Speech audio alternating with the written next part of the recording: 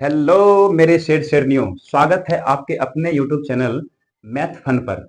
आप लोग जैसा कि आपको पता ही है, हम लोग एनटीपीसी के द्वारा पिछले साल 2020 और 21 में और उनसे पीछे के भी साल में जो पूछे गए सवाल हैं, उनका सारे सवाल में जितने भी गणित का सवाल पूछा गया है, उन गणित के सारे सवालों का हम लोग व्याख्या कर रहे हैं। और आप लोग इनमें से कुछ ऐसे होंगे जो पिछले एनटीपीसी में एग्जाम दिए होंगे, किसी कारणवश आपका नहीं हुआ होगा, कुछ नंबर से रह गए होंगे, और पिछला बार जो दिए हैं उसमें से घायल होकर हम लोग यहाँ पहुंचे हैं। नहीं हो पाया, हम लोग घायल हैं। और हम लोग घायल परिंदा जैसा है, और हम लोगों को पता है हम लोग कैसे घायल हो गए, और उन्हीं घाव को भरना है, और घाव को भरते हुए आगे हमको बढ़ना है। इसीलिए मैं आपके लिए दो शब्द कहते हुए चलूंगा। घायल परिंदा है तो दिखला दे जिंदा है तो, बाकी है तुझ में हौसला,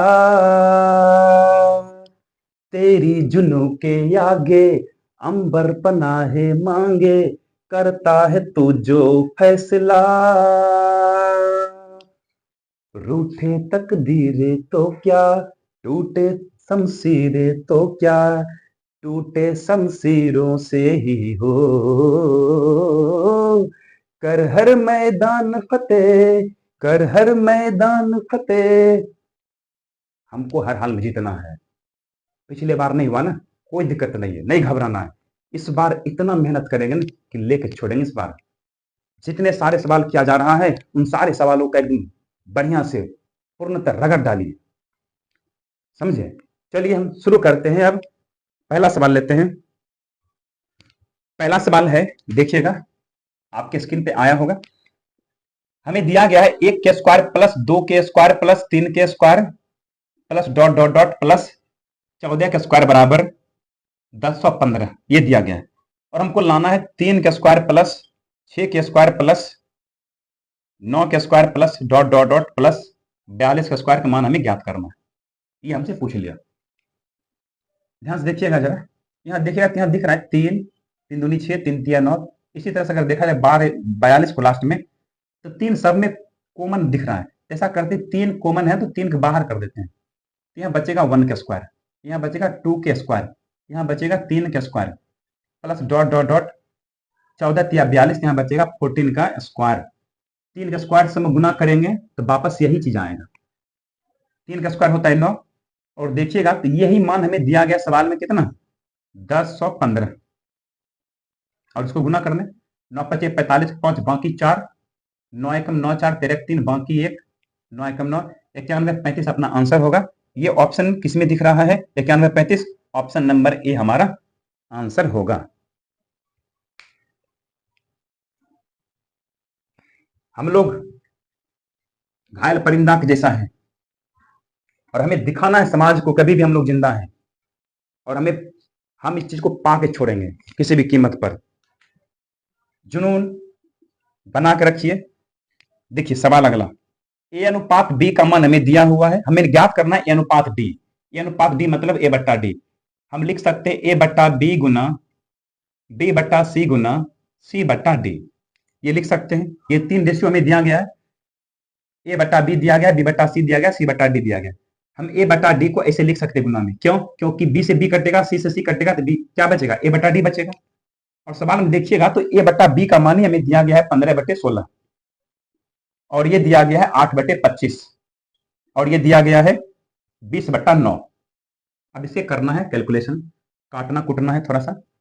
8 दूनी 16, 2 से काटेंगे तो 2 दहें 20, 2 पंचे 10, पचे 25, 5 तिया 15, 3 से 3 तिया 9 कट जाएगा। तो हमारे पास फाइनल यहाँ बचा कितना? 2/3, यानी कि रेशियो जो बनेगा वो 2:3 का बनेगा। आंसर अपना कौन सा होगा? 2:3 होगा। ये आंसर है ऑप्शन नंबर डी में।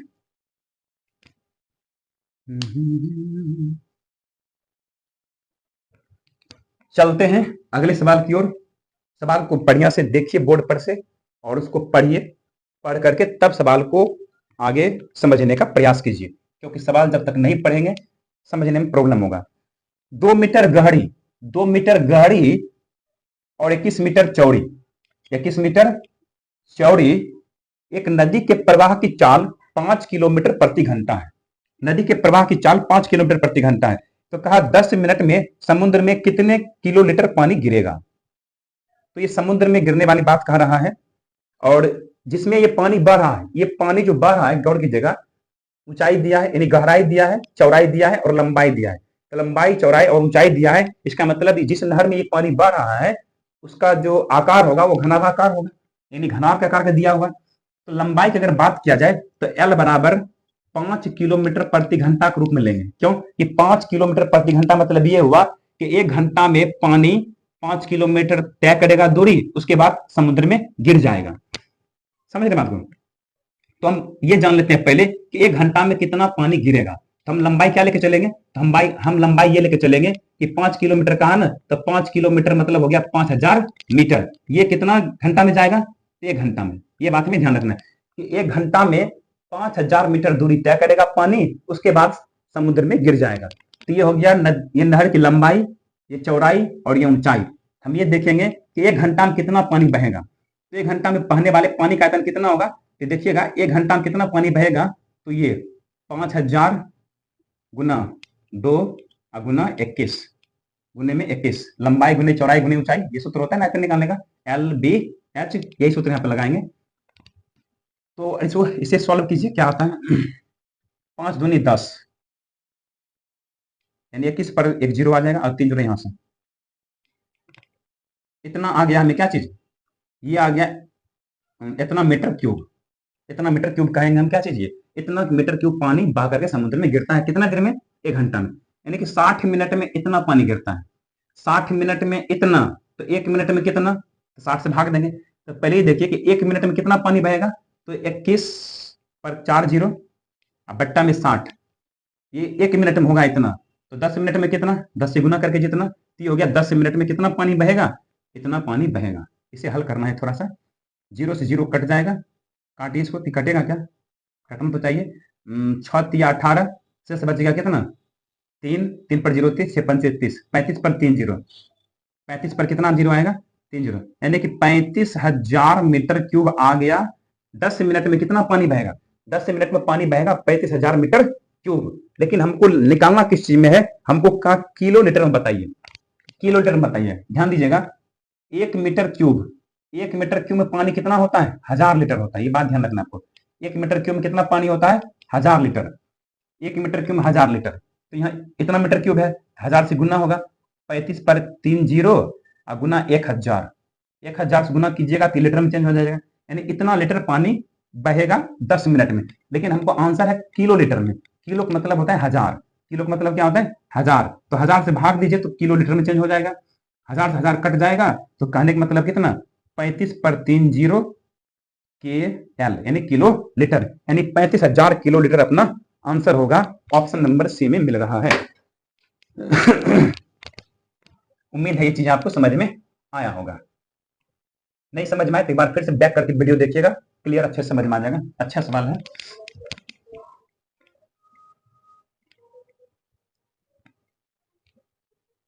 चलें अगला सवाल पढ़िए। अगला सवाल आपके बोर्ड पे आया है, पहले सवाल को पढ़ लीजिए अच्छे से, रोक करके वीडियो को, तब आगे समझने का प्रयास कीजिए।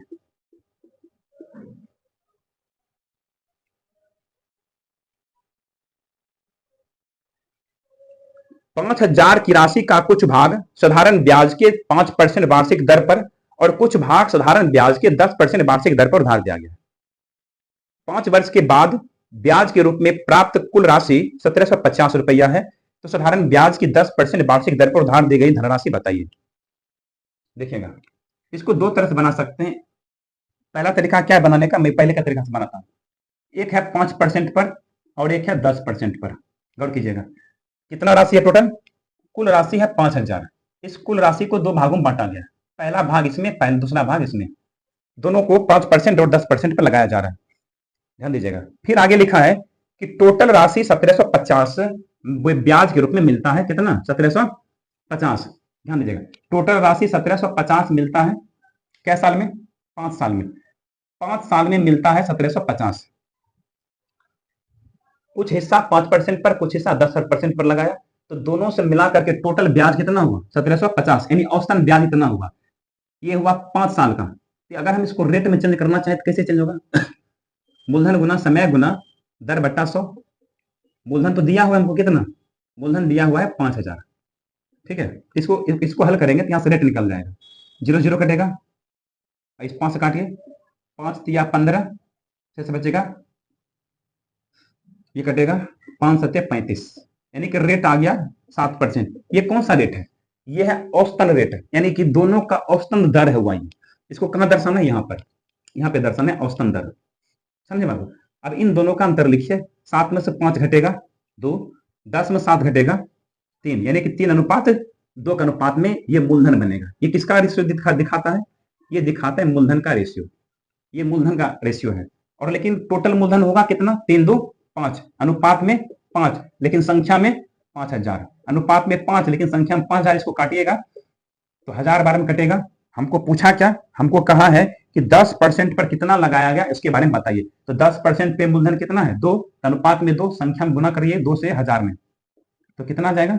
2000 हमारा आंसर आएगा। ये ऑप्शन देखिएगा किसमें है, ये ऑप्शन सी में है। एक विधि है, थोड़ा सा एक्स सूक्ष्म मान करके बनाएंगे, थोड़ा सा लंबा विधि होगा, यही समझिए, यही ठीक है। इसको एक बार फिर से देख लीजिएगा। ये जो निकाले हैं ना, ये औसतन दर निकालने दोनों का, मूलधन गुना समय गुना दर बटे 100 करके। समझे बात? तो यहाँ से रेट आ गया औसतन 7%, उसको बीच में दिखाना है। एक बार फिर से देख लीजिएगा, समझ में आ जाएगा। आइए नेक्स्ट बार लेता हूं, क्या करा 13 नंबर का। अपने जोश और जुनून के बना के रखना है। चलिए 12 ये दिया हुआ है और एक्स वाई बराबर दिया हुआ है 2। हमें आंसर चाहिए किस रूप में? 8x³ प्लस 125y³, इस रूप में हमें आंसर चाहिए। ध्यान दीजिएगा, ये दिया गया है और ये दिया गया है, और हमको लाना है ये इसका मान।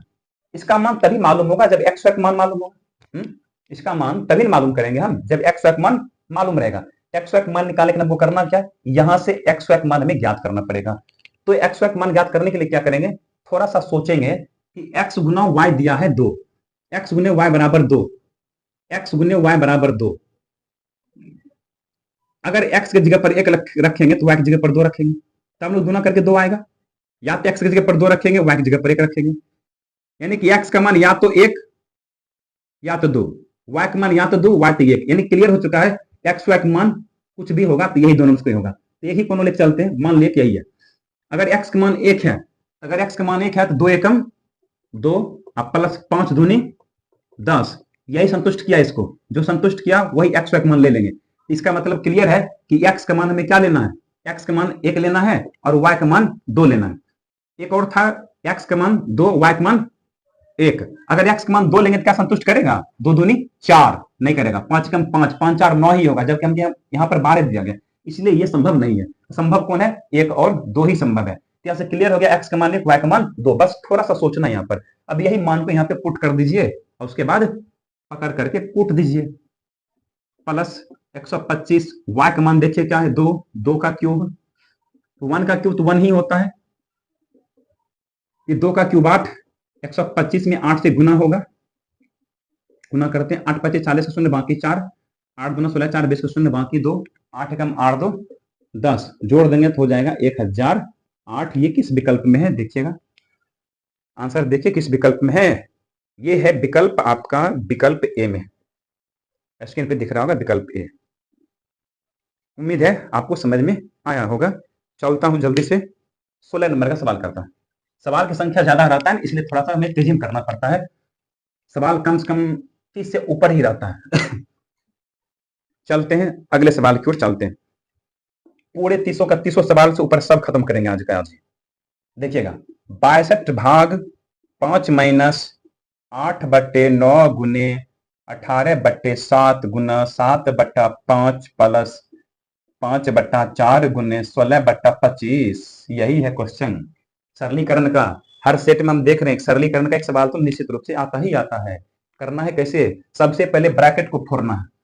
सबसे पहले ब्रैकेट का काम करना है, कीजिए। 9 दूना 18, ये देखिए ये तो अलग चीज है, इसको लिख देते हैं 62/5। इसको ऐसे लिख सकते हैं बिल्कुल।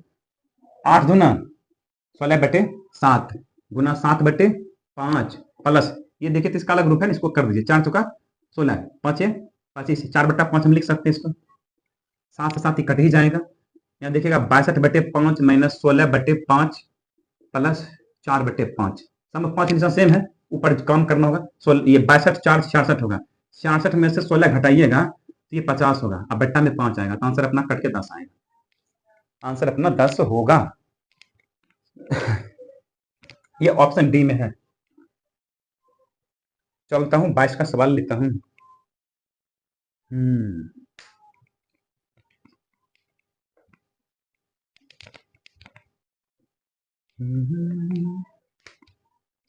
करिए 22 का।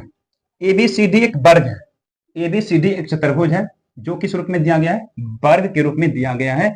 उसके बाद आगे पढ़ूंगा क्या सवाल में कहा गया, पहले चित्र बना लेते हैं। एबीसीडी एक वर्ग है, मान लीजिए ए बी सी डी एक वर्ग है, ठीक है।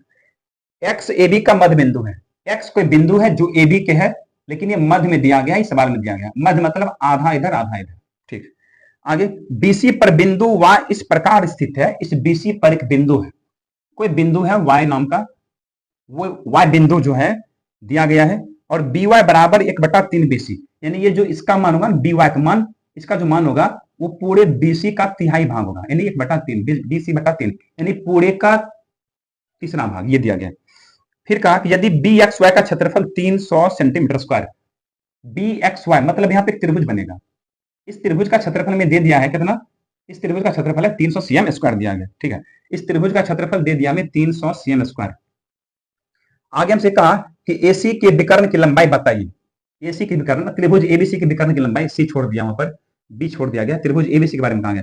त्रिभुज एबीसी के विकर्ण की लंबाई का मान हमसे पूछ लिया, यानी एसी का मान हमसे पूछा, एसी बराबर यानी विकर्ण का मान क्या होता है, विकर्ण का मान होता है √2 गुना भुजा, भुजा को मान लीजिए हम ए के द्वारा दिखा देते हैं। मान लीजिए भुजा अगर ए है तो ये भुजा ए होगा, ये भी भुजा ए होगा, ये भी भुजा ए होगा, और ये भी भुजा क्या होगा, ए होगा। जब ये भुजा ए होगा तो ये आधा होगा a/2, ये भी आधा होगा a/2, क्यों, क्योंकि मध्य बिंदु में आधा इधर होगा आधा इधर होगा। और यहाँ पे सोचिए बीसी के बारे में, ये बीसी पूरा ए है, वर्ग की सभी भुजाएं बराबर होती है, इसलिए बीसी भी कितना होगा, ए होगा। जब बीसी ए होगा तो सोचिए ये कितना होगा, पूरे का तिहाई, यानी ए का तिहाई, ए का तिहाई मतलब कितना, ये होगा, इसका मान होगा a/3, इसका मान कितना आ जाएगा, a/3 आ जाएगा। तो अगर हम गौर से देखते हैं तो यहाँ पर एक त्रिभुज बन रहा है, ये समकोण त्रिभुज जैसा दिख रहा है। समकोण त्रिभुज का क्षेत्रफल क्या होता है, समकोण त्रिभुज का क्षेत्रफल होता है 1/2 गुने आधार गुने ऊंचाई, आधार के रूप में a/2 है, और ऊंचाई के रूप में यहाँ पे देखेगा a/3, इतना बी वाई के रूप में है a/3। क्या हमें यहाँ से एक मान मालूम हो जाएगा, तो बिल्कुल यहाँ से एक मान हमें मालूम हो रहा है। तो सबसे पहला काम हमें यहाँ से एक मान निकालना है, देखिए कैसे निकालता हूं।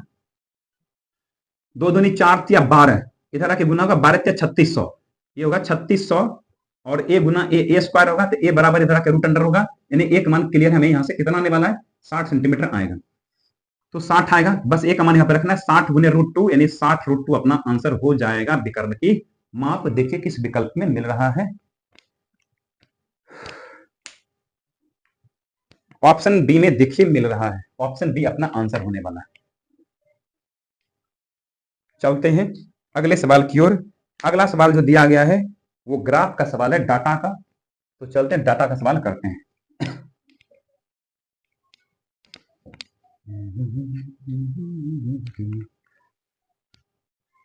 सवाल पढ़िएगा, पहले वीडियो को रोक करके सवाल को पढ़ लीजिएगा, लंबा थोड़ा सा भाषा है। सवाल दिया गया कि 2014 से 18 के दौरान विभिन्न वर्षों में किसी सब्सक्रिप्शन सर्विस मोबाइल एप्लीकेशन है वो वेब सीरीज जो है दर्शा रहा है। और एक और ग्राफ है, 2 ग्राफ है एक ही में, दो एक ही चित्र में 2 ग्राफ दिख रहा होगा, एक आपको दिख रहा होगा लाइन ग्राफ और एक दिख रहा होगा आपको बार ग्राफ, यानी कि दंडालेख। वो दंडालेख दिखाता है सीरीजों की संख्या, वेब सीरीजों की संख्या, समझे। दंडालेख क्या दिखाता है, वेब सीरीजों की संख्या। मैं आपको यहाँ पे भी दिखाने की कोशिश कर रहा हूँ, जूम करके थोड़ा सा दिखा देते हैं, अगर दिख रहा होगा आपको तो देखिएगा ध्यान से। ये नंबर ऑफ वेब सीरीज है, 2014 में 30 को वेब सीरीज रिलीज किया, और 2015 में 35 को सीरीज रिलीज किया, और 2016 में 35 को रिलीज किया, और 2017 में 42 को, 2018 में 48 को रिलीज किया है कंपनी ने। और नीचे का जो लाइन ग्राफ दिखाया गया ना, ये 2014 में, 2015 में, 2016 में, 2017 में, 2018 में, ये दिखाया गया ईस्वी, और ये दिखाया गया रेटिंग, यानी कि 5 रेटिंग या 5 से कम रेटिंग की आंकड़ा दिखा रहा है। ये जो 6 दिखा रहा है, इसका मतलब ये हुआ कि 2014 में 5 रेटिंग या 5 रेटिंग से कम कंपनी कितना है वो यहाँ पे बताया जा रहा है। 6 दिया गया, तो गौर कीजिएगा। ये 6 मतलब क्या, इस 6 मतलब ये हुआ कि 2014 में 6 वेब सीरीज ऐसा है जिसका रेटिंग जो है ना नीचे दिखाता है 5% से, 5 रेटिंग से कम, सॉरी 5 रेटिंग से कम वाला, और ऊपर दिखाता है 5 रेटिंग से अधिक वाला। नीचे दिखाता है 5 रेटिंग से कम वाला, ऊपर दिखाता है 5 रेटिंग से ज्यादा वाला। नीचा है 5 रेटिंग से कम, ऊपर है 5 रेटिंग से ज्यादा। नीचा है 5 से कम, ऊपर है 5 से ज्यादा। नीचा है 5 से कम, ऊपर है 5 से ज्यादा। लेकिन हमको सवाल में पूछा क्या, हमको सवाल में ये कहा है कि 5 स्टार और उससे उसके अधिक रेटिंग वाले वेब सीरीज का लगभग कुल परसेंटेज बताइए। तो देखिए कैसे ज्ञात करेंगे। 5 स्टार वाले कुल कितना होगा, 5 स्टार या 5 से कम, 5 स्टार या 5 से अधिक वाला हमको पूछ रहा है, कम वाला नहीं, 5 से अधिक वाला, तो कितना होगा जरा गौर कीजिएगा। तो 2014 में जो रिलीज हुआ वो 30 वेब सीरीज है। सुनिएगा, 30 गो सीरीज में से 6 गो सीरीज ऐसा है, 6 सीरीज ऐसा है जो कि क्या है, 5 रेटिंग से कम वाले हैं। तो 5 रेटिंग से ज्यादा वाला कितना होगा, इतना होगा। फिर अगला, फिर आगे दिया है 2015 में 35 वेब सीरीज रिलीज हुआ, उसमें से 9 गो ऐसा है जो क्या है, 5 से कम है, 5 रेटिंग से कम वाला है। तो ऊपर वाला कितना होगा, तो घटा दीजिए, पता चल जाएगा। 35 में से 5 घटेगा। उसी तरह से सब में घटा घटा के हमको करना है। 35 माइनस 11, 42 माइनस 11, 48 माइनस 11, घटा घटा के हमको सबको जोड़ लेना है। इससे ये पता चलेगा कि कितने वेब सीरीज ऐसे हैं जिनका रेटिंग जो है 5 या 5 से ज्यादा है। 30 में से 6 घटेगा 24, ये हो गया 30, ये 24, ये कितना होगा 11, 2 में से घटेगा 1, इधर देखिएगा, इधर कितना होगा, 8 में से घटेगा 7, 4 में से घटेगा 3। इसको जोड़ना है। कुल कितने वेब सीरीज हो रहे हैं, 4 7 4 4 8, 1 9 7 16 6, बाकी 1 2 1 3 3 3 6 6 2 8 8 3 11 11 3 14, 146 146 वेब सीरीज ऐसे हैं जो कि 5 रेटिंग से ऊपर वाले हैं। लेकिन हमको कहा क्या, परसेंटेज बताइए, प्रतिशत बताइए, यानी 146 क्या सही जोड़े हैं, एक बार फिर चेक कर लीजिएगा। 30 में से 6 घटेगा 24, 35 में से, यहाँ सॉरी 35 में से 9 घटाना था ना, मिस्टेक हो गया। 35 में से 9 घटाना था, 35 में से 11 घटाना था, 42 में से 11 घटाना, सॉरी यार यहाँ पे 12 है, यहाँ भी 12 है। ठीक है, फिर से करता हूँ घटा करके, करने लगा गलत लग रहा है। 30 में से 6 घटेगा 24, ये हो गया कितना 26, ये हो गया 5 में से 11 घटेगा, 35 में से 11 घटेगा 24 होगा, ये हो गया 30, और ये कितना 36, जोड़िए 6 4 10 10 4 14 14 6 20 20 के शून्य बाकी 2 2 2 4 4 2 6 6 2 8 8 3 11 11 3 14, 11 3 14, यानी 140 ऐसे हैं टोटल में। 35 35 70 70 30 100, और 100 में जोड़ेंगे इधर 90 तो 190 होगा। 48 42 जोड़ के 190, 190 बट्टा बट्टे में देंगे 140 ऐसा है जो 5 स्टार वाला है या 5 स्टार से ऊपर वाला है, और गुने 100 कर देंगे, आंसर अपना प्रतिशत में आ जाएगा। 0 0 कटेगा, ये हो गया 1400, अब बट्टा में 19, तो ये आएगा 19 से 19 7 133 होता है, शेष बचेगा 7 पर 0 70, 19 से 57, शेष बच जाएगा 13, 13 पर 0 30 बनेगा, 19 6 114 6, यानी कि 6 पॉइंट समथिंग आते रहेगा, तो लगभग में 73 कुछ कुछ आएगा। तो ये लगभग हमको तो आंसर पूर्ण रूप में दिया गया है, ऑप्शन बी में दिख रहा है 74, तो ये अपना 74% इसका आंसर हो जाएगा। क्लियर है?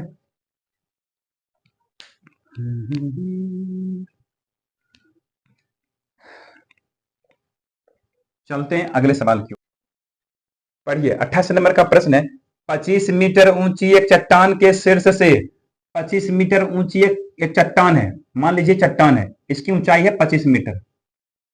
आगे पढ़िए, दिया है मीनार के शीर्ष का उन्नयन कोण, मीनार है एक कोई इधर बगल में, एक मीनार है, चट्टान के शीर्ष, सवाल में कहा चट्टान के शीर्ष और मीनार के शीर्ष, तो मीनार के शीर्ष का उन्नयन कोण दिया है, मीनार के शीर्ष का उन्नयन कोण यहां से यहां ये बनेगा, मीनार ये हुआ ना, ये मीनार का शीर्ष ये हुआ, इसका उन्नयन कोण हमेशा नीचे बनता है। अगर हम इसको हॉरिजॉन्टली से मिला देते हैं तो यहाँ पे बनेगा जो कोण वो कहा है ये कोण, और मीनार के पाद बिंदु से जो बना अवनमन कोण, यहां पर बनेगा अवनमन कोण इस तरह से। इसको मिला दीजिए हॉरिजॉन्टली, ठीक है। यहां अवनमन कोण हमेशा ऊपर बनता है, इस पाद बिंदु का अवनमन कोण यहां पे बनेगा, और ये दोनों कोण कहां बराबर है। सवाल में देखिए दिया हुआ है कि अवनमन कोण और उन्नयन कोण दोनों बराबर है, लेकिन दिया है ये कोण माप में दिया नहीं गया, तो हमसे पूछा मीनार की ऊंचाई बताइए। इस मीनार की ऊंचाई पूरे का बताना है, ठीक है। ये 25 है तो ये भी 25 होगा, सामने सामने सेम दिख रहा है, जितना ये उतना ही ये भी 25। अगर मान लेते हैं अगर ये x है तो ये भी कितना होगा, x होगा। इतना ऊंचाई तो मालूम हो गया, बचा अब इतना ऊंचाई, इतना ऊंचाई को कुछ अलग ले लेते हैं। अब यहां से लेकर के यहां तक की टोटल ऊंचाई कितना हो गया, टोटल ऊंचाई 25 प्लस y, ये टोटल ऊंचाई हो गया 25 प्लस y। क्या ये रेखा और ये रेखा समांतर है, बिल्कुल समांतर है, और ये तिर्यक रेखा है, प्रतिच्छेद करता है, ये कोना और ये कोना एकांतर कोण कहलाएगा। एकांतर कोण बराबर होता है, ये थीटा है तो ये भी थीटा होगा, ये थीटा है तो ये भी थीटा होगा। अब ये त्रिभुज बना, इस त्रिभुज से चलते हैं, इस त्रिभुज को लेकर के चलते हैं, तो लिखेंगे tan थीटा बराबर लंब बटे आधार, ठीक है। तो यहां से tan थीटा निकाल लिया हमने। फिर चलेंगे हम, यहां से एक त्रिभुज दिख रहा है हमको, ये छोटा वाला त्रिभुज, इसको चलते हैं लेकर के, तो लिखेंगे tan थीटा बराबर ऊपर वाले के लिए tan थीटा बराबर लंब बटे आधार, लंब ये होगा आधार ये होगा, इस त्रिभुज के लिए लंब ये होगा आधार ये होगा, तो tan थीटा बराबर y बटे x। ये दोनों पक्ष बराबर है तो ये भी पक्ष बराबर होगा, हम लिख सकते हैं 25 बटे x बराबर y बटे x, x कट जाएगा तो y का मान भी कितना आ गया, 25 आ गया, y का मान भी 25, और यहाँ तो 25 है ही, ये 25 मीटर और ये भी 25 मीटर, कुल कितना हो गया 25 प्लस 25 50, यानी कि हमारा आंसर क्या आएगा 50 मीटर होगा पूरे मीनार की ऊंचाई। देखिए किस विकल्प में है, ये हाइट हो गया मीनार का, जो कि ऑप्शन नंबर डी में दिख रहा है। उम्मीद है ये आपको समझ में आया होगा। हाइट एंड डिस्टेंस का ये सवाल दिया गया है, हाइट एंड डिस्टेंस से भी एक सवाल एग्जाम में लगभग आ ही जाता है, एक बार फिर से देख लीजिएगा, अच्छे से समझ में आ जाएगा। चलते हैं जल्दी से हम अगले सवाल की ओर बढ़ते हैं।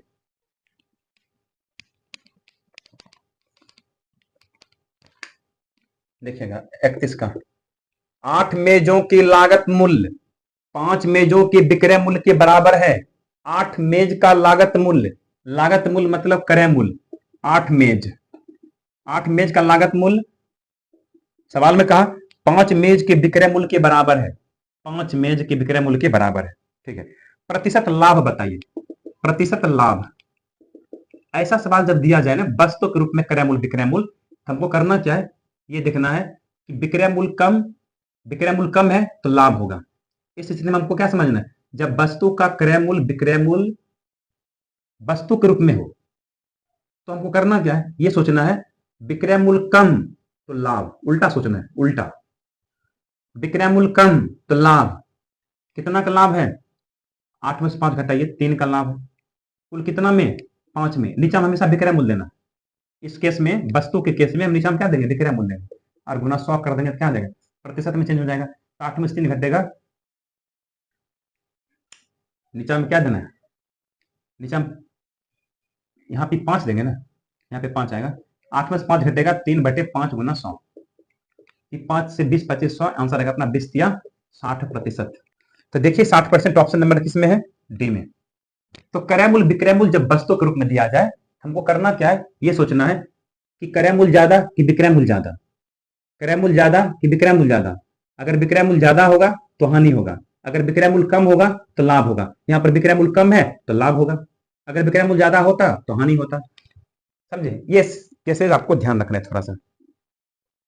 33 नंबर का प्रश्न है, दो संख्याओं के लघुत्तम समापवर्त और महत्तम समापवर्त के योग और अंतर।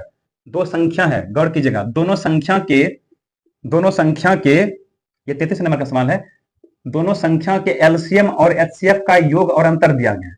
एलसीएम और एचसीएफ के योग और अंतर पता नहीं है, हम मान लेते हैं एलसीएम एल है, एचसीएफ एच है, दोनों के योगफल दिया हुआ है, एक योगफल दिया है 369 और एलसीएम और एचसीएफ का अंतर दे दिया है 351। समझे? यदि एक संख्या 72 है तो दूसरी संख्या बताना है, एक संख्या 72 तो दूसरी संख्या क्या होगा ये बताना है। पहले हम ये मालूम कर लेते हैं कि एलसीएम और एचसीएफ कितना होगा। यहां से इसको हल कर लेते हैं, एच एच कटेगा, ये होगा 2l। यहां देखिए दोनों जुड़ेगा, 9 1 10 के 0 बाकी 1, 6 1 7 5 12 1 2 बाकी 1, 3 1 4 3 7। ये काटेंगे तो कटेगा यहाँ से 36 गुना 72, 360 बार में कटेगा। यहाँ से एल का मान आ गया हमें 360।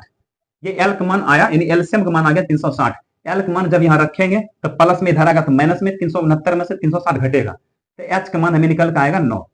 एलसीएम मालूम, एचसीएफ मालूम, तो सूत्र होता है एलसीएम गुना एचसीएफ। देखिएगा एलसीएम गुना एचसीएफ बराबर पहली संख्या गुना दूसरी संख्या।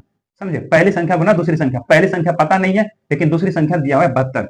इस सूत्र आपको ध्यान रखना पड़ेगा, एलसीएम गुना एचसीएफ बराबर पहली संख्या गुना दूसरी संख्या। अब ये दूसरी संख्या इधर ले आइए, बट्टा में आ जाएगा, तो 360 गुने 9, अब बट्टा में 72 आ जाएगा हमको पहली संख्या। इसको काट लेते हैं, 9 8 72, ये 8 से कटेगा, 8 चौका 32 से बचेगा 4 पर 0 40, 8 25 40, यानी कि पहली संख्या जो आएगा वो 45 आएगा। ये हमारा ऑप्शन ए में आंसर दिया गया है। तो समझ में आया? ये है सवाल, एलसीएम और एचसीएफ से संबंधित एक दिया गया है। आइए हम जल्दी से 35 नंबर का सवाल करते हैं। पढ़िएगा 35 नंबर का सवाल क्या है। देखिए 35 नंबर दिया है, रूट अंडर 4624 का मान दिया है 68। रूट अंडर 4624 का मान हमें दे दिया है 68। ठीक है, फिर हमसे पूछा क्या, root under 46.24 plus root under 0.4624 plus root under 0.004624, ये दिया गया। ध्यान दीजिएगा, दशमलव हटाएंगे तो बट्टा में क्या आएगा, 2 0 आएगा। समझे? ये क्रिया हम क्यों करें, थोड़ा सा सोचेंगे। ये 4624 है ना, 4624 के बदले क्या लिखेंगे 68। दशमलव 2 अंक के बाद है तो दशमलव 1 अंक के बाद दे देंगे। 2 अंक है 1 अंक के बाद, यहाँ 4 अंक है तो 2 अंक के बाद आधा आधी। अब यहाँ पे ये देखिए दशमलव छोड़ के 4624 का मान कितना है 68 है। दशमलव 4 अंक के बाद है तो यह दशमलव 2 अंक के बाद पड़ेगा, क्योंकि वर्गमूल यानी कि 1 पर 4 जीरो आएगा तो उसका वर्गमूल 1 पर 2 जीरो होगा नीचे में, इसलिए दशमलव 2 के बाद। यहाँ पे सोचिए 4624 इसका मान कितना आएगा 68 आएगा। 2 2 4 दे 6 अंक के बाद दशमलव है, यहाँ 3 अंक के बाद दशमलव होगा, 1 2 1 0 दे दीजिए, 3 अंक के बाद दशमलव आ गया। अब इसे करना क्या, इसे सिंपली जोड़ना है। जोड़िए 6.8 और ये हो गया कितना 0.68, ये हो गया 0.068, 8 के 8 8 6 14 4 बाकी 1 6 7 8 15 5 बाकी 1 6 7, तो 7.548 7.548 ये ऑप्शन सी में दिख रहा है। जोड़ आप पैसे भी सकते हैं, जोड़ आप पैसे भी सकते हैं, जैसे आपको इच्छा लगे जोड़ दीजिए। सवाल ले लेते हैं, पढ़िएगा 36 नंबर का क्या दिया गया। यदि कुछ आंकड़ों के माध्य और माध्यिका का अनुपात 4:5 हो, आंकड़ा के माध्य और माध्यिका का जो रेशियो दिया गया है वह है 4:5 के अनुपात में। तो हमसे पूछा माध्य और बहुलक का अनुपात में बताइए। माध्य को किसके द्वारा डिनोट किए, एक्स के द्वारा, और बहुलक को एमओ के द्वारा। तो हमको पूछा माध्य और बहुलक के अनुपात, दिया गया है माध्य और माध्यिका का अनुपात। एक सूत्र आप लोगों का अगर ध्यान है तो गौर कीजिएगा, एक सूत्र होता है बहुलक बराबर 3 माध्यिका माइनस 2 माध्य, ये सूत्र होता है। 3 माध्यिका माइनस 2 माध्य, ये बहुलक बराबर सूत्र होता है। अब यहां से देखते हैं क्या क्या चीजें हमें मालूम है। 3, देखिए m का मान कितना 5, अनुपात में ही ले लेता हूं क्योंकि अनुपात में ही मान हमको निकालना है, माइनस 2 गुना माध्य का मान दिया है 4, तो 5 दिया 15 में से 8 घटेगा तो बचेगा 7, यानी बहुलक हमें मालूम हो गया 7, बहुलक 7 है, माध्य है 4, तो आंसर अपना 4:7, ऑप्शन सी में आंसर दिया गया। तो ये सांख्यिकी का एक सवाल है, बहुलक बराबर 3 माध्यिका माइनस 2 माध्य, ये सूत्र हमें ध्यान रखना पड़ेगा। अगला सवाल फिर सरलीकरण का आ गया है,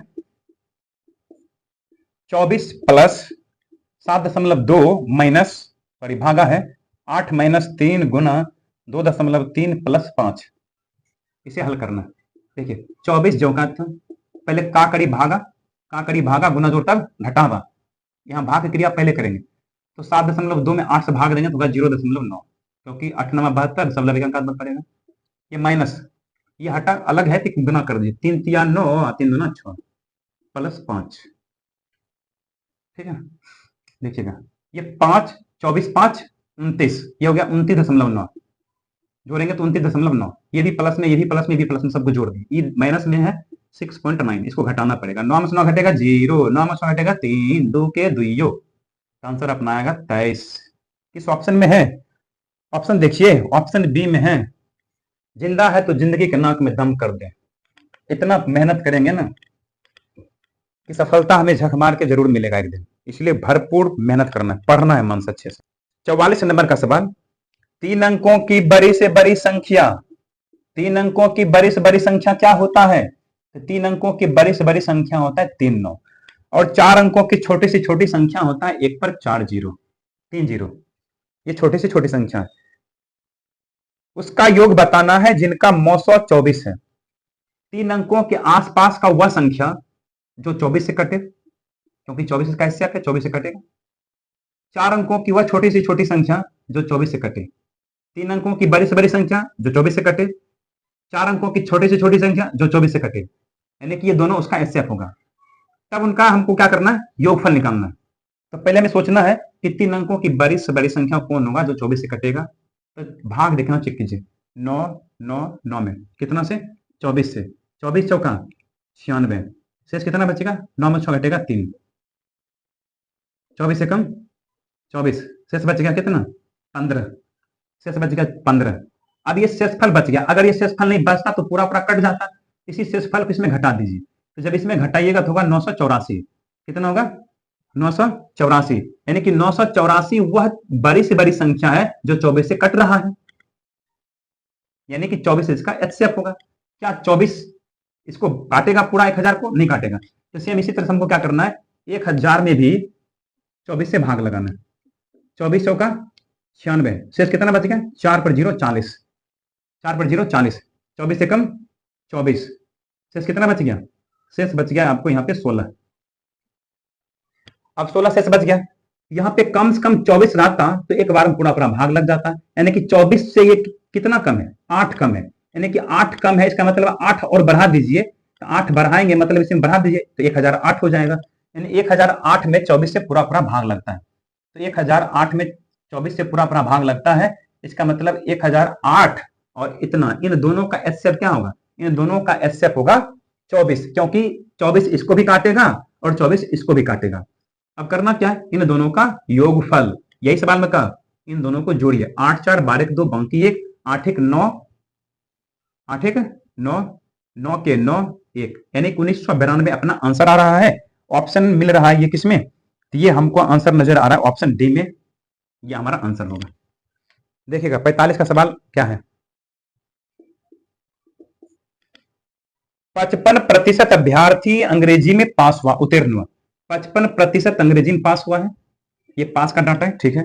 फिर 35% गणित में, 35% गणित में पास हुआ है।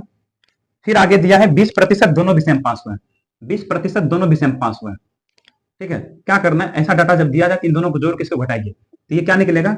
ये निकलेगा टोटल पास, चाहे एक विषय में हो चाहे दोनों विषय में हो, ये हो गया टोटल पास। तो जोड़िए, 5 5 10 का सुनना, बाकी 1 5 1 6 3 9, 20 घटेगा तो कितना हो गया? 70, यानी कि 70% ने पास किया है, चाहे वो एक विषय में पास करे या दोनों विषय में पास करे, कुल मिला के पास हुआ 70%। जब 70% पास हुआ तो फेल कितना किया होगा? फेल किया होगा 30%, 100 में से घटा देंगे, 30% फेल किया।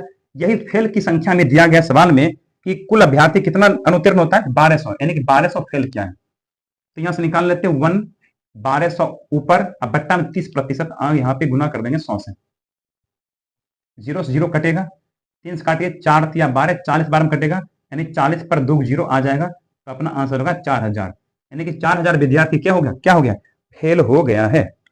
तो ये अपना आंसर होगा कौन सा?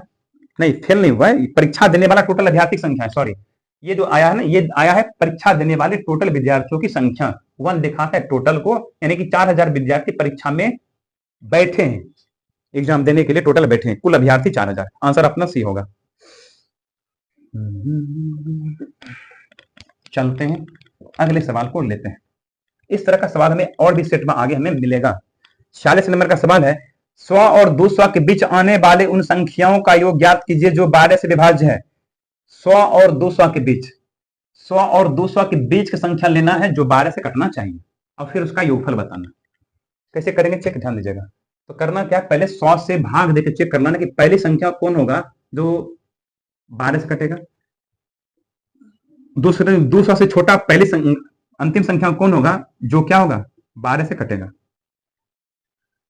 तो 12 से कटने वाला संख्या 100 के बाद कौन है, कैसे पता चलेगा, भाग देकर के भाग दीजिएगा तो 12 नमा 108, यानी पहली संख्या 108 होगा जो क्या 12 से कटेगा।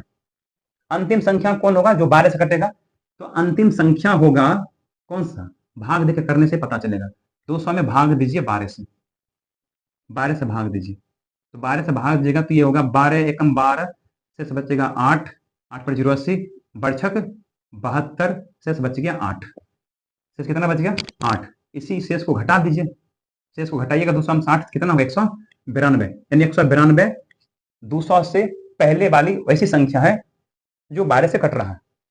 अब हम ज्ञात करेंगे क्या कि इन दोनों के बीच कितनी संख्या है, तो क्या करिए शुरू वाला में से लास्ट वाला को घटा दीजिए, ये अंतिम वाला में से शुरू वाला घटाइए, 192 माइनस 108 बट्टा में डिफरेंस, यानी कि 12 से कटने वाला तो 12 डिफरेंस होगा +1।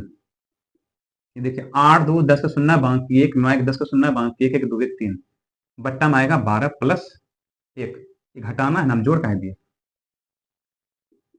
घटाइए 12 में 7 घटेगा 4, यहाँ कितना बचेगा 8 बट्टा में 12 +1 बढ़ सकते 84, 7 1 8, यानी कि 8 वो संख्या ऐसी है 100 से 200 के बीच जो 12 से कटने वाला है। अब हमको ज्ञात करना योगफल। योगफल ज्ञात करने के लिए क्या करेंगे, योगफल ज्ञात करने के लिए क्या करेंगे, एवरेज इंटू एन।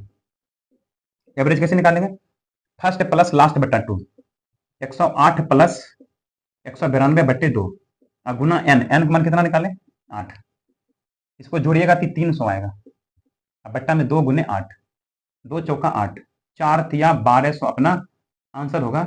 देख लीजिए एक इस ऑप्शन में है, ये ऑप्शन बी में है। ये समांतर श्रेणी का सवाल है, समांतर श्रेणी के नियम से भी बना सकते हैं, ये तरीका भी आप ध्यान रख सकते हैं, समझे। इसको एक बार फिर से देख लीजिएगा तो आपको ये चीजें ध्यान हो जाएगा। एक समबाहु त्रिभुज एबीसी की एक भुजा 28 सेंटीमीटर है, एक समबाहु त्रिभुज है, भुजा दिया 28 सेंटीमीटर, और एक समबाहु त्रिभुज है, इसका नाम है ए बी सी, इसका नाम है P Q R. P Q R इसकी भुजा की माप बताना है जिसका क्षेत्रफल, यानी इसका जो क्षेत्रफल है त्रिभुज एबीसी के क्षेत्रफल का 16 गुना, इसका क्षेत्रफल इसका 16 गुना है। अगर इसका क्षेत्रफल ए है तो इसका क्षेत्रफल कितना होगा 16 ए होगा, ये सवाल कर रहे हैं। तो पी क्यू आर की भुजा की माप बताना है, इसकी भुजा की माप बताइए, यानी ई मान लीजिए एक्स है, ये संगत भुजा लेना है, क्योंकि हम जानते हैं कि दो त्रिभुज के ये दोनों त्रिभुज समरूप होगा, क्यों, क्योंकि समबाहु त्रिभुज है, समबाहु त्रिभुज है इसलिए समरूप होगा। तो समरूप त्रिभुज के क्षेत्रफल का अनुपात, समरूप त्रिभुज के क्षेत्रफल का अनुपात संगत भुजाओं के वर्गों के अनुपात के बराबर होता है। संगत भुजा के अनुपात ले लीजिए, ये दोनों ले लिए, अब इसका कर दीजिए वर्ग। ये नियम ही होता है, दो त्रिभुज के क्षेत्रफल का अनुपात संगत भुजाओं के अनुपात के वर्ग के बराबर होता है। ए से ए कटेगा, स्क्वायर का मान इधर आएगा तो रूट अंडर होगा, और ये हो गया 28/x, यहां से मान कितना निकलेगा 1/4, 28/x, ये गुना कर दीजिएगा तो 28 होगा 112, 112 सेंटीमीटर अपना आंसर आएगा। तो ये x का मान कितना गया 112, ये देख लीजिए ऑप्शन नंबर बी में है, ऑप्शन बी हमारा आंसर आएगा। अगला सवाल है, पढ़िए अगला सवाल है।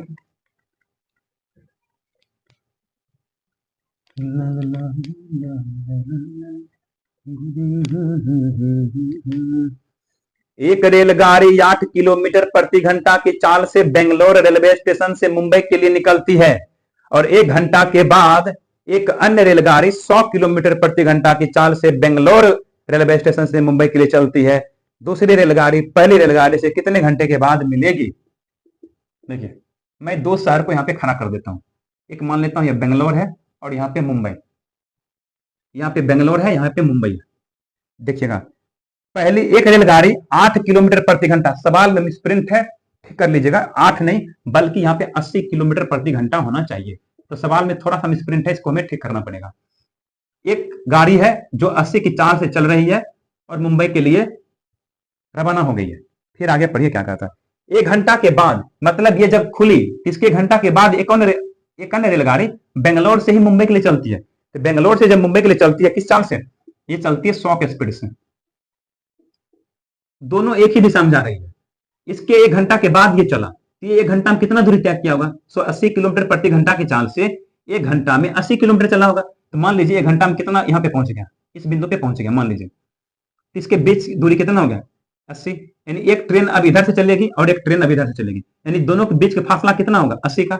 दोनों के बीच की जो रिलेटिव डिस्टेंस होगा वह 80 होगा। तो रिलेटिव डिस्टेंस बट्टा रिलेटिव वेलोसिटी, समान दिशा में जा रहा है तो दोनों के चाल को घटा के लिखना है। तो 100 में से 80 घटा दीजिए। समान दिशा में जाएगा तो दोनों के चाल को घटा के लिखना है। तो ये आ गया क्या? मिलने में लगा समय। तो 80/20 यानी 20 चौका 80। तो 4 घंटा में वो दोनों ट्रेन क्या हो जाएगी? आपस में मिल जाएगी। किस ऑप्शन में है ये अपना आंसर है ऑप्शन नंबर सी में। अगला सवाल ये है कि ए बी सी काम करता है। 54 नंबर में देखिएगा, ए है, बी है, सी है। ए बी सी किसी काम को 5 दिन में करता है, ठीक है। फिर कहा बी सी डी उसी काम को करता है 10 दिन में।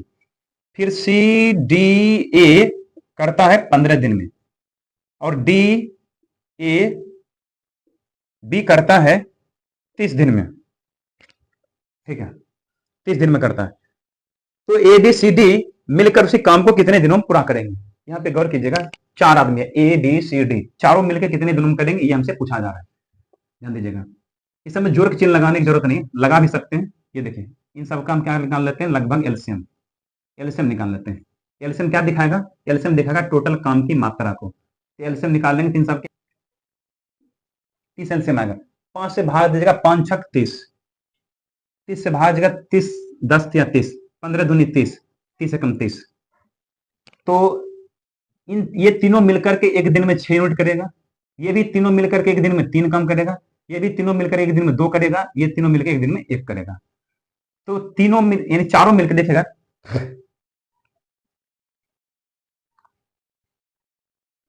चलिए अगला, ए 2A प्लस ए 3A, सब में 3 है। देखिएगा, बी यहां भी 3 को भी, A plus B plus C plus D, यानी कि सबको जोड़िएगा तो सब में ए 2A 3A, B 2B 3B, सी 2C 3C, डी भी 3 होगा। देखिए ये सब मिल करके एक दिन में कर रहा है 6 3 9 2 11 1 12, 6 3 9 2 11 1 12 यूनिट, सही है। 6 3 9 9 2 11 11 1 12, 15 2 30 10 33, हाँ ठीक है। ये कर रहा है टोटल 6 3 9 2 11 12 यूनिट काम। 3 से भाग देंगे, 3 चौका 12, ठीक है। यानी कि ये चारों मिलकर के एक दिन में कितने यूनिट करेगा? 4 यूनिट करेगा। और जबकि टोटल काम करना कितना है? 30। तो 30 में 4 से भाग देंगे तो ये 2 दूनी 4, 15 दूनी 30, यानी कि हो गया 15/2, यानी कि 7.5 दिन में ये पूरा काम कर देगा चारों मिलकर के। तो आंसर अपना यही होगा 7.5। देखिएगा ये ऑप्शन नंबर सी में नहीं, बी में दिख रहा है। ऑप्शन बी हमारा आंसर होगा। 150 मदों का माध्य 45 प्राप्त होता है। 150 को डाटा है, उसका माध्य है 45, ठीक है। 150 संख्या का योग हो गया इतना। फिर कहा कि गणना करते समय 2 माध्य को गलत लिखा गया है, जैसा कि 38 और 46 के बजाय 83 और 76 लिख दिया, यानी कि गलती से 83 और 76 को गलती से लिख दिया। तो जो गलती से लिखा उसको हटा दीजिए, गलती से लिखा उसको घटा दीजिए, हटा दिए। और जो सही होना चाहिए उसको जोड़ दीजिए। सही क्या होना चाहिए? सही होना चाहिए 38 और सही होना चाहिए 46। ये हमने क्या लिखा? 45 पदों के योग में से, सॉरी 45 नहीं 150 पद है, 150 पदों के योग में से 2 पद का योग घटा दीजिए और 2 पद जोड़ दीजिए, तो फिर भी 150 पद का ही योग है। 150 पदों के योग में क्या करेंगे? 150 से भाग देंगे तो औसत हमें मालूम हो जाएगा। ये ओरिजिनल औसत हमें निकल करके आएगा। बात समझ में आ गया? क्या ऐसे हमें पूरा सॉल्व करना है? बिल्कुल नहीं। देखिए कैसे करते हैं इसको सॉल्व। यहां से देखिएगा, ये जो है सबको, इस सबको पहले हल कर लेते हैं, इन सबको एक साथ हल कर लेते हैं। क्या होगा? ये रहने दीजिए, 145 50 रहने दीजिए, इसको भी रहने देते हैं। इसको हल करते हैं, कितना आता है? 6 3 9 8 7 15 प्लस ये होगा 8 6 14 4 बाकी 3 1 4 4 8 84, अब बट्टा में 150। जब इन दोनों को घटाएंगे कितना आएगा? 150 गुने 45। इन दोनों को घटाएंगे तो नाम से 4 घटेगा 5, ये 8 15 में 7 घटेगा 7 यानी -75 है बट्टा में 150। यहाँ से माइनस क्या करते हैं, अलग कर देते हैं, इसका अलग इसमें भाग कर देते हैं, इसका अलग इसमें भाग करेंगे। जब इसमें भाग करेंगे तो 150 कट जाएगा, बचेगा 45, ये बचेगा 75 बटा 150, 75 बटा 150, 75 दूना 150, तो ये हो गया कितना 45 माइनस 1/2, यानी कि 45 में से 0.2 को माइनस कर देंगे तो कितना होगा, ये हो जाएगा 44.8। किस ऑप्शन में है देख लीजिएगा, ये अपना ऑप्शन किस में है, ये ऑप्शन बी में है, बी में नहीं बल्कि ये घटाना गलत कर दिए, 10 में से कितना आएगा, ये भाग देंगे तो 0.5 आएगा ना, सॉरी 0.5 आएगा, ये आएगा 44.5, ये ऑप्शन नंबर बी में, ऑप्शन नंबर बी में। समझ गए बात को, ठीक से थोड़ा देख लीजिएगा, ऑप्शन बी आएगा अपना आंसर। चलिए एक बार फिर समझते हैं, 150 पदों का योगफल है ये, 150 पदों के योग में, यानी कि औसत गुना संख्या टोटल हो गया ये।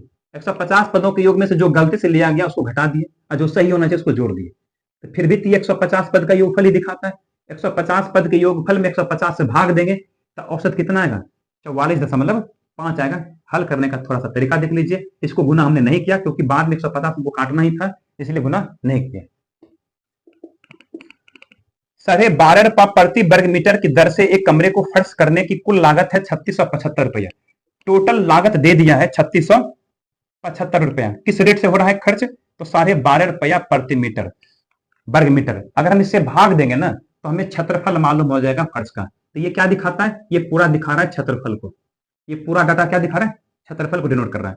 क्षेत्रफल हम निकालते कैसे, लंबाई गुने चौड़ाई करके। क्या सवाल में हमें लंबाई चौड़ाई दिया गया है, तो बिल्कुल दिया गया है अनुपात में, तो अनुपात मान लेते हैं 2x इंटू 3x, तो ये हो गया चौड़ाई और लंबाई, चौड़ाई गुना लंबाई बराबर क्षेत्रफल। तब इसे करना क्या, इसे हल करना होगा, दशमलव हटाइए, ऊपर में यहाँ 2 जीरो चला जाएगा, 0 0 कट जाएगा, काटिए 3 से, 3 से क्या बार में कटेगा, 3 से कटेगा 12 या 36, 3 दूनी 6, 3 दूनी 6, शेष बचेगा कितना, 1 पर 5 15, 3 5 15, ठीक है। फिर क्या ये 2 कटेगा, 2 कटेगा, 2 पंचे 10, 5 से काटिए, 5 ही 25, 25 125, ये 25 से कटेगा, 25 चौका 100, 25 नमा 225, तो x गुने x, x स्क्वायर बराबर आ गया हमें 49। यहाँ से x बराबर क्या होगा, रूट अंडर 49 होगा, यानी x बराबर आ गया हमें 7। x बराबर 7 हमसे पूछा क्या, हमसे पूछा लंबाई का मान बताइए, ये है लंबाई 3x, 3 गुने 7 बराबर कितना 21 अपना आंसर आएगा। यही लंबाई के बारे में हमसे कहा, चौड़ाई के बारे में कहता तो चौड़ाई में गुना करते, लंबाई के बारे में कहा तो 7 21 हमारा आंसर आएगा। चौड़ाई का था तो 7 गुना 14, ये किस ऑप्शन में है, ये ऑप्शन नंबर डी में है। लंबाई के बारे में हमसे पूछा। एक सभागार में 6889 विद्यार्थी इस प्रकार बैठे हुए हैं कि एक पंक्ति में उतना ही विद्यार्थी है सभागार में जितनी पंक्तियां हैं, तो सभागार में कुल कितनी पंक्ति है।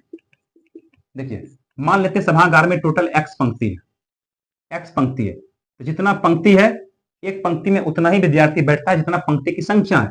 अगर x को पंक्ति है तो एक पंक्ति में x विद्यार्थी बैठेगा, एक पंक्ति में x विद्यार्थी, एक्स पंक्ति में कितना विद्यार्थी, x गुना x विद्यार्थी, यानी कि ये हो गया टोटल विद्यार्थी की संख्या। और यही दिया गया है हमें कितना 6889।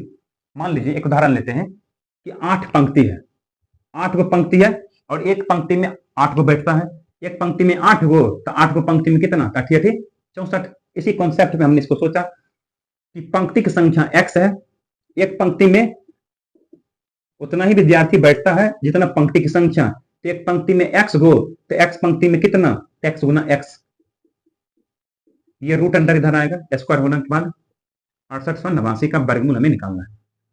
तो वर्गमूल निकालने के लिए कैसे करते हैं, अंतिम से 2 अंक छांट देते हैं। 68 का लगभग वर्गमूल होगा 8, क्योंकि 68 के नजदीक 64 ही एक ऐसा संख्या है जिसका वर्गमूल 8 होता है, छोटा में लेना। यह 89 है, 9 है, इकाई अंक पे या तो 3 होगा या तो 7 होगा, यानी कि हमारा आंसर या तो 83 आएगा ना तो 87 आएगा।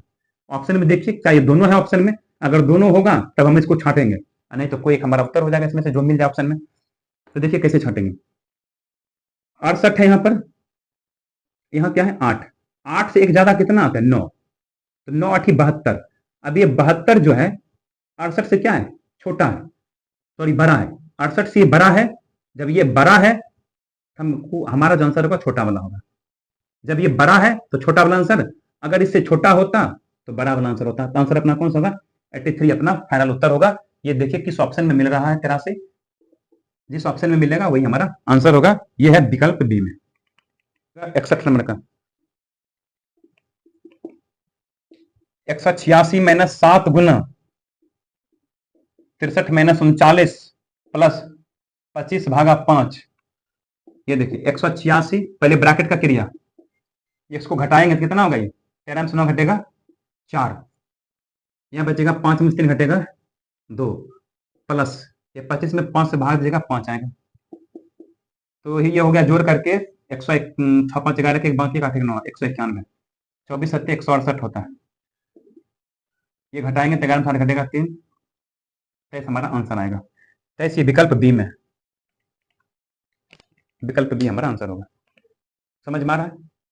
बस सरलीकरण का सिंपल सा सवाल था। देख रहे सरलीकरण से कितने सवाल, लगभग 3 4 5 सवाल तक आ जा रहा है हर सेट में। आइए अगला सवाल त्रिकोणमिति का दिया गया। cos 20 degree into cos 40 degree into cos 80 degree. ध्यान दीजिएगा, 20 20 दूना 40, 40 दूना 80, इस तरह से आगे बढ़ रहा है।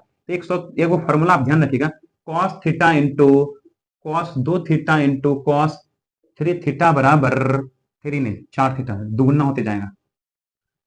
थीटा का दुगुना 2 थीटा, 2 थीटा का दुगुना 4 थीटा, इसी तरह से आगे बढ़ेगा। इसका सूत्र होगा 1/4 cos 3 थीटा। तो 1/4 cos 3 थीटा की जगह पर क्या है? 20 है, यहाँ 20 ले लेंगे। ये शुरू वाला थीटा का मान लेना है।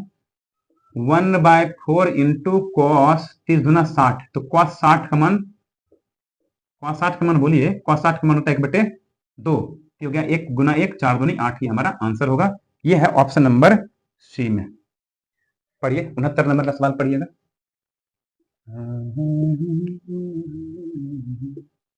X cube plus Y cube बराबर 35, एक्स प्लस वाई बराबर 5।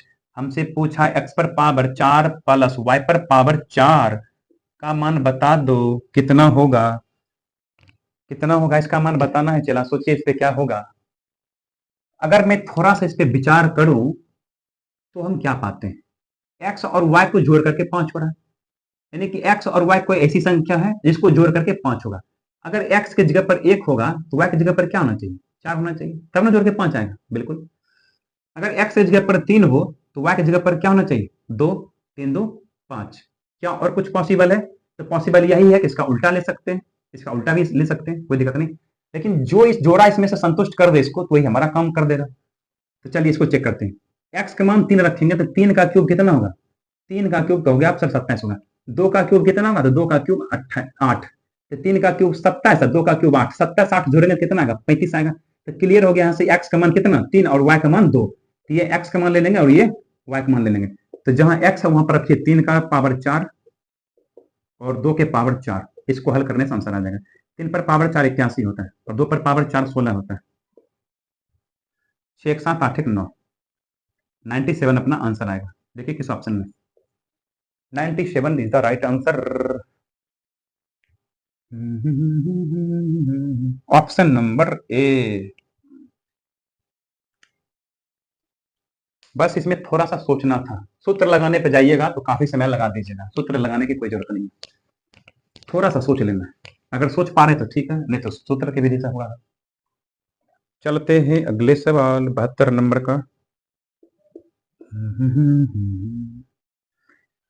दो स्थानों के बीच रेल, बस और हवाई जहाज की किराया का रेशियो दिया हुआ है। 2 स्थान है और रेल, बस और हवाई जहाज, रेल बस और हवाई जहाज के जो दिया गया है वो किराया का रेशियो दिया गया। ध्यान दीजिएगा, किराया का रेशियो कितना दिया गया है? 5:8:12 के अनुपात में। और इनके बीच यात्रा करने वाले यात्रियों की संख्या, यात्री की संख्या जो दिया गया है ये है 3, 4 और 5 के अनुपात में। और टोटल किराया दिया हुआ 107 पर 30। ये टोटल वसूली है किसी एक दिन का, यानी कि इन परिवहनों के, इन साधनों के लिए एक दिन में एकत्रित कुल किराया हमें दे दिया। समझे मतलब? तो हम ये जानना चाहते हैं पहले कि एक दिन में किराया का अनुपात क्या होगा। एक दिन के किराया का अनुपात, तो एक दिन में वसूली गई राशि, एक दिन की वसूली गई राशि, एक दिन की राशि कितना होगा? देखिएगा अगर मान लीजिए कि 3 यात्री सफर करता है और एक टिकट का किराया 5 रुपया, तो 3 पचे 15 रुपया, एक टिकट का किराया आ गया 15 रुपया रेल का। यहां से देखिए, ये 4 यात्री है और किराया है 8, यानी एक यात्री पर 8 रुपया, तो 4 यात्री पर 8 चौका 32 रुपया, एक यात्री पर 12 रुपया, तो 5 यात्री पर 12 पचे 60, यानी अनुपात में ये बनेगा। ये अनुपात में टोटल कितना होगा, तो टोटल जोड़िए 5 2 7 3 1 4 6 4 10, अनुपात में टोटल किराया हमें मालूम हो गया एक दिन का 160, लेकिन संख्या में यही दिया है एक दिन का ये मान। इसको काटिए तो एक बार में यहाँ पे 3 जीरो यहाँ पे आ जाएगा, यानी कि अनुपात 1 का मान हमें निकल गया कितना 1000। और हमसे पूछा क्या, हेलीकॉप्टर पे चढ़ने वालों के किराया बताइए, हवाई जहाज का किराया बताइए। तो हवाई का किराया क्या होगा, हवाई का किराया 60 है, तो 60 में गुना करना पड़ेगा ना, तो 60 गुना हजारिया, आंसर क्या होगा 60 हजारिया, यानी कि 60 पर 4 जीरो, तो यही अपना आंसर होगा। ये किस ऑप्शन में है, ऑप्शन डी में दिया गया, देख लीजिएगा, ये ऑप्शन अपना किस में है, नहीं डी में नहीं है, ऑप्शन ए में है, ये हमारा आंसर आएगा। राणा और रणबीर के बीच एक चुनाव में राणा को कुल मतों का 40% मत प्राप्त हुआ और वह 60,000 मतों से चुनाव हार गया। चुनाव में रणबीर को प्राप्त हुए कुल मतों की संख्या बताना है। 2 उम्मीदवार हैं, एक राणा जी हैं और एक रणबीर जी हैं। देखिएगा क्या दिया गया है, राणा को कुल मतों का 40% मिला, राणा को कितना मिला, कुल मतों का 40%, ठीक है। तो रणबीर को कितना मिला होगा, 60% मिला होगा। राणा को 40% मिला, बाकी जो बच गया 60% वो किसको मिला होगा, रणबीर को मिला होगा। आगे पढ़िए क्या कहा, राणा को कुल मतों का 40% मत प्राप्त हुआ और वो 60,000 मतों से चुनाव हार गया।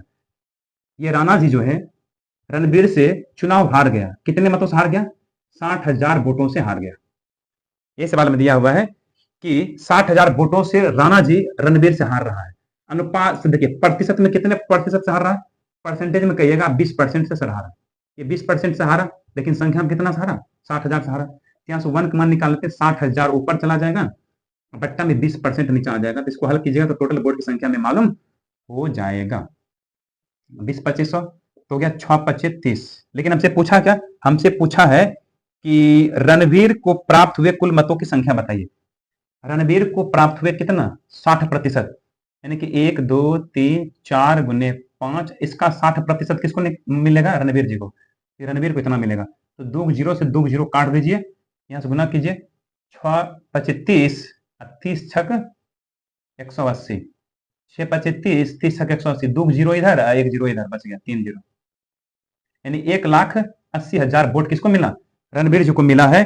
देखिए ये ऑप्शन बी में दिया गया। ये जो हमको निकला था, ये टोटल वोट की संख्या मिला था, ये टोटल वोट का 60% रणबीर जी को मिला। चलिए 75 नंबर का सवाल देखिएगा क्या है, पाई चार्ट का सवाल है ये, सवाल आप पढ़िएगा ध्यान से, और हमसे पूछा क्या उस पर गौर कीजिएगा। हमसे पूछा कराटा, पाक कला और रचनात्मक खेल। कराटा में देखिएगा, कराटा में कितना आदमी है, तो कराटा में टोटल है 8%। उसके बाद पाक कला में है, पाक कला में 25%, ठीक है। उसके बाद है रचनात्मक लेखन में, तो रचनात्मक लेखन में टोटल आदमी है कितना, 14%।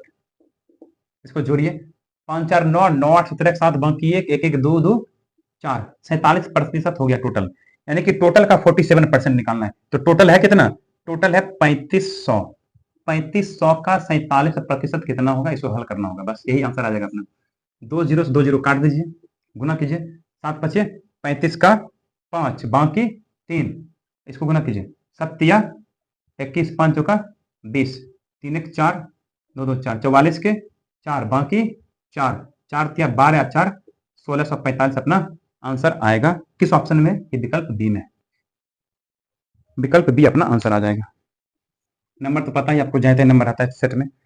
ए बी और सी किसी कार्य को 40 60 और 80 दिन पूरा करते हैं। तीनों ने मिलकर के काम शुरू किया, परंतु ए ने काम समाप्त होने से 11 दिन पहले चला गया और बी काम समाप्त होने से 8 दिन पहले चला गया। पूरा काम कितने दिनों में समाप्त होगा। काम करने वाला कौन कौन सा है, ए है, बी है और सी है। काम करने वाले 3 आदमी हैं, ये करता है 40 दिन में, ये करता है 60 दिन में, ये करता है 80 दिन में। तो टोटल काम की मात्रा कितना हो जाएगा, तो टोटल काम की मात्रा जब निकालिएगा इसका रेशियो, तो 240 निकलेगा, इसका एलसीएम, रेशियो नहीं एलसीएम निकालना है। तो ये हो गया टोटल काम की मात्रा, ये करेगा तो एक दिन में 6 यूनिट करेगा, ये तो एक दिन में 4 यूनिट करेगा, ये एक दिन में 3 यूनिट करेगा। तो ए बी सी तीनों मिलकर के करता है 240 यूनिट काम। ठीक है, आगे क्या कहता है गौर कीजिएगा। परंतु ये काम समाप्त होने से 11 दिन पहले चला गया। काम समाप्त होने से 11 दिन पहले ही जा रहा था छोड़ करके। हमने बोला कि अरे भाई रुक करके थोड़ा सा काम कर ही दो। अगर ये 11 दिन और काम करता तो 4 यूनिट काम होता। अगर ये बी 4 यूनिट करता एक दिन में, अगर ये 8 दिन और काम करता तो 8 चौका 32 यूनिट करता, और टोटल काम है कितना 240 यूनिट। ये जोड़ेंगे तो टोटल काम की मात्रा हो गया, टोटल काम की मात्रा इतना, समझे कितना एक दिन में कितना करता है 6 4 10 3 13, 13 से भाग दे देंगे तो आंसर हमें आ जाएगा 240। सबको जोड़िए, सीधा लिखते हैं जोड़ दीजिए। 6 4 गुना करना पड़ेगा यहाँ पर, 8 चौका 32 को गुना करके लिख देते हैं, 8 चौका 32 जोड़िए, 6 2 8, 4 6 4 10 3 13 3 बाकी 1 2 1 3, 13 से भाग देंगे 13 दूनी 26 से बचेगा 7 पर 78 4 6 78, यानी कि 26 दिन में टोटल काम खत्म कर देगा। 26 दिन हमारा आंसर आ जाएगा। किस विकल्प में? ये विकल्प ए हमारा आंसर होगा।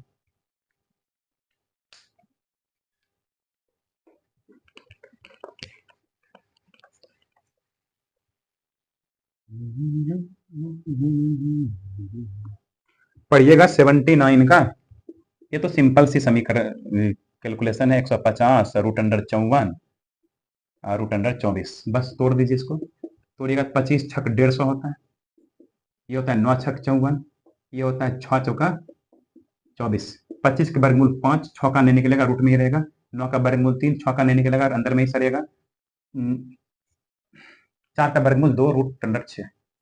देखिए 3 2 5 हो गया, ये -5 ये +5 √6, आंसर क्या करना 0 आएगा। तो 0 वाला ऑप्शन देखिए किस ऑप्शन में है, तो 0 है ऑप्शन डी में, आंसर अपना होगा ऑप्शन नंबर डी।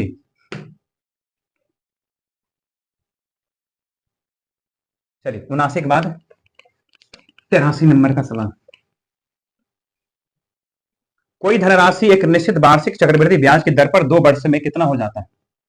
देखिएगा, कोई धनराशि एक निश्चित वार्षिक ब्याज की दर पर 2 वर्ष में कितना, 2 वर्ष में 121 पर 2 0, और 3 वर्ष में होता है 13 3 10, 3 वर्ष में इतना और 2 वर्ष में इतना, समझे ये दिया गया है। तो ब्याज की रेट बताना है कितना, ये दिया गया है 2 साल का, ध्यान समझिएगा, और ये दिया गया है 3 साल का। ठीक है, 2 साल से 3 साल, यानी कि 1 साल में कितना बढ़ा ये हमको देखना है। 1 साल में कितना धन बढ़ा ये तो घटाने से पता चलेगा। 1 साल में कितना धन बढ़ा घटा दिए, इतना धन बढ़ा, कुल कितना पर, इतने पर बढ़ा ना, 121 पर 00 नीचे दे दीजिए, और इसी को 100 से गुना कर देंगे तो हो जाएगा परसेंटेज में चेंज, ये दिखाएगा रेट को। 1 साल में ही बढ़ा इतना, कितना पर, इतना पर, 100 पे कितना गुना करके जितना, घटाइए 0 का 0, 1 का 1, 3 में से घटेगा 2, यहाँ बचेगा 3 में से 2 घटेगा 1, बट्टा में 121 पर 00 से 0 काट दीजिए, नहीं कट गया, क्या बचेगा कितना 121, ये कटेगा 10 बार में, आंसर अपनाएगा 10% रेट आ गया। ये है ऑप्शन नंबर डी में। इस तरह का सवाल और आगे आएगा तो वहां पे बताएंगे हम दोबारा। चलते हैं, तब तक हम अगले सवाल की ओर चलता हूं। हर एक सेट के सवाल को हम अच्छे से अगर कर लेते हैं तो आपका प्रबल संभावना है कि गणित आपका बेहतर हो जाएगा। आइए 2 सवाल और आखिरी का बच रहा है, दोनों डाटा से रिलेटेड है 95 का। इस तरह का सवाल एक और हुआ था, फिर भी वैसा दे दिया गया, वेब सीरीज की संख्या दिया गया है और हमसे पूछा इसका औसत बताइए। तो 30 35 35 42 और 48 को जोड़ना होगा। 30 35 35 42 48 को जोड़िए, 8 2 10 10 5 15 15 5 20 को 0 बाकी 2, 3 2 5 5 3 8 8 3 11 11 4 15 15 4 19, यानी 190, टोटल 190 है। कुल क्या होगा 3 2 5 गुना, तो 5 से भाग दे दीजिए, एवरेज निकल जाएगा। 5 या 15, 6 से बचेगा 4 5 8 40, 38 अपना आंसर आएगा। ये है ऑप्शन नंबर सी में। इस तरह से ये हो गया 95 का कंप्लीट। चलते हैं आज का अगला सवाल। 97 में क्या है, 97 देखिएगा, ये जो तालिका दिया गया आप उसे रोक करके बढ़िया से पहले पढ़ लीजिए। सवाल में क्या कहा, वस्तु A B C D E है और उन सबका मूल्य दिया गया है। दुकानदार 2 गो है, एगो एक्स दुकानदार है, एगो वाई दुकानदार है, समझे। तो टोटल मूल्य जो है सीपी कितना होगा वो निकालना होगा। सीपी देखिए, एगो 173 है, एगो 219 है, एगो 350, 481 और है 227। ये टोटल सीपी होगा। तो टोटल सीपी कितना होगा, जोड़ लेते हैं। 9 3 12 12 1, 9 3 12 1 13, 13 7 20 को शून्य बाकी 2, 7 2 9 9 1 10, 10 5 15, 15 8 23, 23 2 25 के 5 बाकी 2, 2 1 3 3 2 5 5 3 8 8 12 12 2 14, यानी कि 1450 क्या आ गया, सीपी आ गया टोटल। दो दुकानदार है, एक एक्स दुकानदार है, एक वाई दुकानदार है। एक्स का एसपी क्या है, वाई का एसपी क्या है, ये निकाल लेते हैं टोटल हम। देखिएगा, एक्स का विक्रय मूल्य है, इसका विक्रय मूल्य है, एगो 180 वस्तु एक 180 में बेचता है, ये 220 में बेचता है, फिर 360, उसी तरह से 490, इन सबको जोड़ना होगा ताकि टोटल हमें पता चले। देखिए जीरो होगा जोड़ करके, और सबको जोड़िए। 8 2 10, 10 6 16, 16 9 25, 25 5 30 को शून्य बाकी 3, 3 1 4, 4 2 6, 6 3 9 9 4 13, 13 2 15। ये हो गया एक्स का विक्रय मूल्य टोटल। अब हम निकालते हैं वाई का विक्रय मूल्य। वाई वाला भी डाटा जोड़ना होगा। ये तो आपको करना ही पड़ेगा, इसमें शॉर्टकट क्या होगा, तो कैलकुलेशन आप जितना जल्दी कर सकते हैं, ये टाइम बचा तो आप करिएगा। बस जोड़ने जाड़ने की इसमें काम है और कुछ है नहीं विशेष। यह है 235, इसको जोड़ते हैं। 5 5 10, 10 7 17 5 22 के 2 बाकी 2, 7 2 9 9 2 11 11 5 16 16 3 19, 19 के 9 बाकी 1, 1 1 2 2 2 4 4 3 7 7 5 12 12 2 1492। ये हो गया वाई का विक्रय मूल्य, ये हो गया एक्स का विक्रय मूल्य। हमसे पूछा अब सवाल में क्या, वो हम आगे देखते हैं। हमसे पूछा ज्ञात कीजिए कि किस दुकानदार ने कुल मिलाकर के ज्यादा लाभ कमाया और उसका प्रतिशत लाभ बताइए। यानी कि एक्स दुकानदार ने ज्यादा लाभ कमाया कि वाई दुकानदार ने ज्यादा लाभ कमाया, उसका प्रतिशत लाभ भी बताना है। हम निकालते हैं पहले एक्स का लाभ, एक्स का लाभ प्रतिशत में। देखिए कैसे निकालेंगे, देखिए टोटल बेचा कितने में, 1500 में, 1500 में बेचा और क्रय मूल्य है 1450 रुपया। तो क्रय मूल्य के रिस्पेक्ट में निकालते हैं, ये घटाएंगे तो कितना आएगा 50, अब गुना 100 करेंगे ना, परसेंटेज बनाने के लिए 100 गुना कर दीजिए। ये हो गया 50 बट्टा 1450, अब गुना 100, ये 0 0 कटेगा, काटिए कितना बार कटेगा, 2 5 10, 29 5 145, 50 गुना 100, ये हो गया 100 बटा 29, इतना परसेंटेज आ गया। फिर हम निकाल लेते हैं वाई का प्रतिशत लाभ। वाई का लाभ क्या है ये देखिएगा, वाई ने कितना बेचा, 1492 में बेचा, वाई 1492 में बेचा, जबकि खरीदा कितना में, 1450 में, और बट्टा में कितना जाएगा, बट्टा में आएगा आपको विक्रय मूल्य टोटल, विक्रय मूल्य सॉरी क्रय मूल्य का टोटल, बट्टा में कितना आएगा 1450 गुना में 100। इसको भी हल करना पड़ेगा, कर लेते हैं हल। क्या आएगा, ये कितना होगा घटा करके, 2 के 2, 9 में से 5 घटेगा 4, बट्टा में 1 0 काट दीजिए, 2 5 10, 29 5 145, हो गया 42 गुना, अब बट्टा में 29, 42 दूनी 84 बट्टा में 29। अब इन दोनों में कौन बड़ा होगा, साफ स्पष्ट पता चल रहा है कि ये बड़ा होगा, एक्स का मान ज्यादा बड़ा नहीं, एक्स वाला बड़ा होगा, वाई वाला नहीं हुआ बड़ा आंसर, तो वाई वाला ऑप्शन अपना कट जाएगा। तो ये अपना आंसर होगा 100 बटा 29। तो 100 बटा 29 को अगर भाग दीजिएगा तो लगभग 29 या 87, 3 पॉइंट समथिंग आएगा, लाभ में आएगा। तो ऐसा ऑप्शन किसमें है, दुकानदार एक्स को लाभ हो रहा है 3.45%, 3.45% समथिंग आएगा, अप्रोक्स में आएगा। आंसर होगा ऑप्शन नंबर डी अपना सही। तो ऑप्शन डी अपना सही है। तो इस तरह से हो गया हम लोगों का एक्सरसाइज, ये आज का सेट कंप्लीट पूरा। आप लोग एक बार फिर से इन सारे सवाल को, क्वेश्चन को बनाइएगा, दोबारा समझिएगा अच्छे से। तो चलते अब हम लोग आज की क्लास से, आज का काम यहीं तक रोकते हैं। और हम आप लोग इन सारे सवाल को अच्छे से एक बार फिर से बना लीजिएगा, दोबारा प्रैक्टिस बढ़िया से क्या कीजिए, और दम लगा के, मन लगा के पढ़िए, उमंग से, जुनून रखिए अपने मन के अंदर। हमको इस बार लेके छोड़ना है, किसी भी कीमत पर हमको हारना नहीं है, हारिएगा नहीं। चलते मिलते कल के वीडियो में अगले सेट के साथ।